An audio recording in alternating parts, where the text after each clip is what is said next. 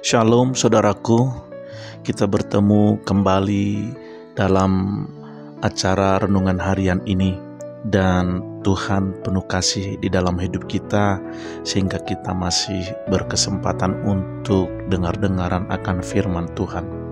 Sebelum kita masuk di dalam renungan kita, marilah kita berdoa.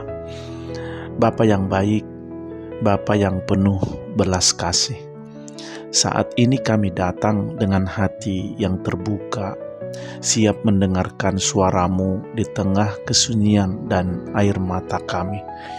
Berbicaralah ya Tuhan, karena hati kami rindu dikuatkan oleh firman-Mu. Dalam nama Yesus kami berdoa, haleluya, amin. Saudara terkasih, dalam nama Tuhan Yesus Kristus, judul renungan kita hari ini adalah tangis yang tak dikenal tapi didengar sorga, yang terambil dari Keluaran 2 ayat 24 dengan bunyi firman Tuhan seperti ini. Allah mendengar mereka mengerang, lalu Ia mengingat kepada perjanjiannya dengan Abraham, Ishak, dan Yakub. Amin. Saudaraku, pernahkah saudara menangis tanpa suara? Bukan di altar gereja, bukan di pemakaman, bukan di ruang doa, tapi di dapur saat memasak sendiri, atau di mobil mematikan mesin dan hanya duduk diam menatap setir sambil air mata jatuh di pangkuan. Hari ini saya tidak sedang menyampaikan renungan kepada mereka yang hidupnya penuh semangat. Saya berbicara kepada mereka yang hatinya lelah, bukan karena malas, tapi karena terlalu lama bertahan. Saya berbicara kepada saudara yang tidak tahu lagi harus berkata apa dalam doa. Saudara yang mungkin berkata, "Aku tidak tahu lagi bagaimana caranya berdoa." Dan saya membawa kabar baik bahwa langit mendengar tangisan yang bahkan bumi tidak tahu. Saudaraku, dalam Keluaran 2 ayat 24, kalimatnya mengatakan seperti ini, Allah mendengar keluhan mereka. Atau kalau tertulis, Allah mendengar mereka mengerang. Ia mengerang, mengeluh. Ayat ini muncul bukan dalam konteks kebangunan rohani. Tidak ada pemimpin ibadah, tidak ada altar call, tidak ada pendeta besar. Hanya ada tangisan. Bayangkan ribuan orang Israel dalam perbudakan Mesir.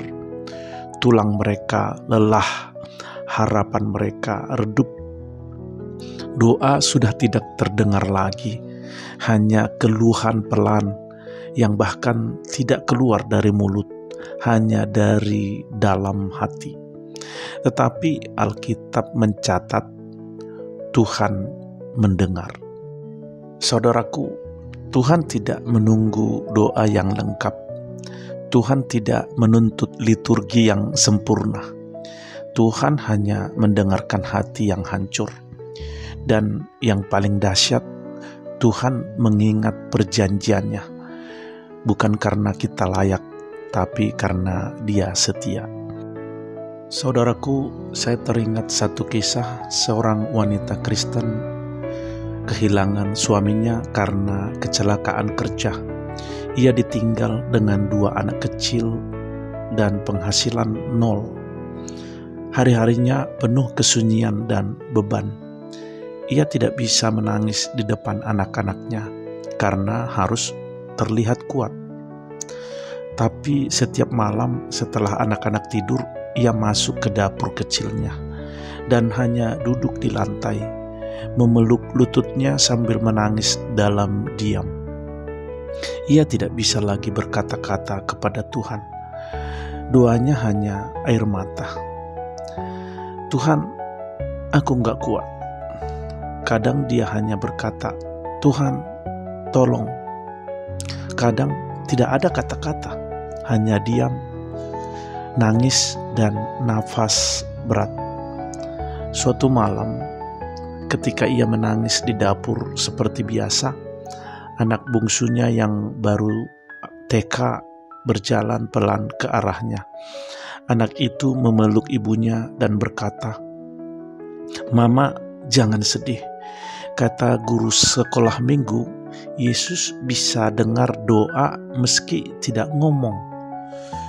Aku sudah bilang sama Tuhan, Yesus jagain mama ya." Ibu ini menangis lebih deras. Tapi malam itu tangisnya bukan lagi putus asa, melainkan tangisan yang diselimuti penghiburan dari surga. Dan sejak hari itu, perlahan-lahan bantuan mulai datang. Seorang tetangga menawarkan pekerjaan menjahit. Pendeta di gerejanya membantu dengan sembako. Dan anak-anaknya bertumbuh dalam kasih Tuhan.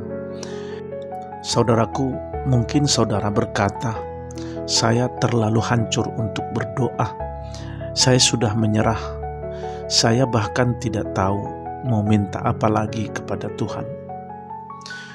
Roma 8 ayat 26 berkata demikian, "Roh juga membantu kita dalam kelemahan kita, sebab kita tidak tahu bagaimana sebenarnya harus berdoa.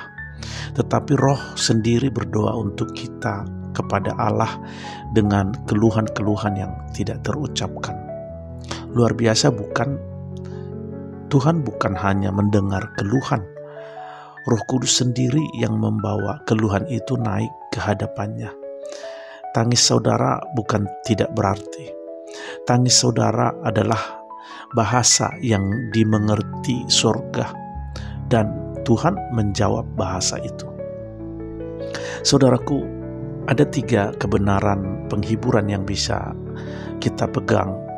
Yang pertama, Tuhan tidak menunggu doa yang sempurna, hanya hati yang tulus.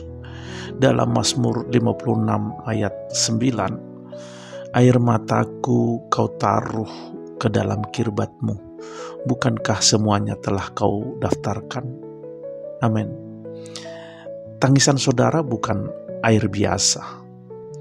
Tuhan simpan seperti minyak mahal dalam botol surgawi. Setiap tetes ditampung, dan setiap sengsara kita dicatat, dihitung, dihargai. Yang kedua, saat kita diam, surga tetap bekerja. Kadang kita berpikir, karena aku tidak berdoa, Tuhan tidak bekerja. Tapi justru saat kita diam, Roh Kudus bekerja menggantikan kita. Dia yang berdoa, Dia yang menyampaikan isi hati kita kepada Bapa. Saudaraku, jangan salah memahami apa yang saya sampaikan.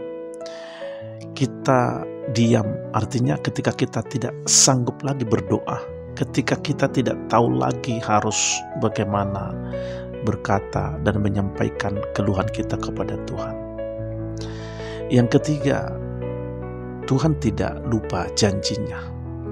Dalam Keluaran 2 ayat 24 dikatakan, Ia mengingat kepada perjanjiannya dengan Abraham, Ishak, dan Yakub. Perjanjian itu bersifat kekal. Artinya, jika Tuhan pernah menolong nenek moyang kita, Dia akan menolong kita juga, saudaraku. Saudaraku, Keluaran 3 ayat 7-8 juga dikatakan, Aku telah melihat kesengsaraan umatku. Aku telah mendengar keluhan mereka, dan aku turun untuk melepaskan mereka. Tangisan Israel tidak sia-sia.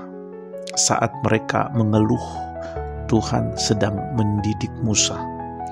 40 tahun di gurun, tidak terlihat, tidak dikenal, tapi dipersiapkan. Dan hari ini, saudaraku, saat saudara menangis, Tuhan sedang menyiapkan Musa untuk saudara. Bisa jadi itu orang lain.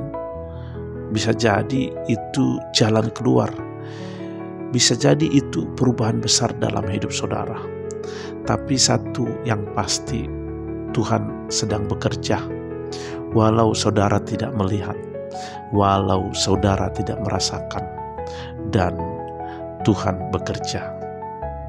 Saudara kekasih dalam nama Tuhan Yesus Kristus, demikianlah renungan kita pada saat ini, dan marilah kita tutup dalam doa. Bapa yang baik, Bapa yang mengasihi kami tidak datang dengan doa panjang. Kami hanya datang dengan hati yang lelah dan mata yang basah. Tapi kami percaya Engkau mendengar setiap keluhan kami. Bahkan sebelum kami berkata-kata, Engkau sudah tahu isi hati kami. Kami serahkan tangisan kami kepadamu, dan kami menanti Musa yang Engkau persiapkan bagi kami. Jawaban dari surga, yaitu kasih Yesus yang luar biasa. Dalam nama Yesus kami berdoa dan bersyukur. Haleluya. Amin. Saudaraku, demikianlah renungan kita hari ini. Biarlah renungan ini menjadi berkat bagi kita semuanya. Dan sampai jumpa kembali dalam renungan harian berikutnya. Haleluya.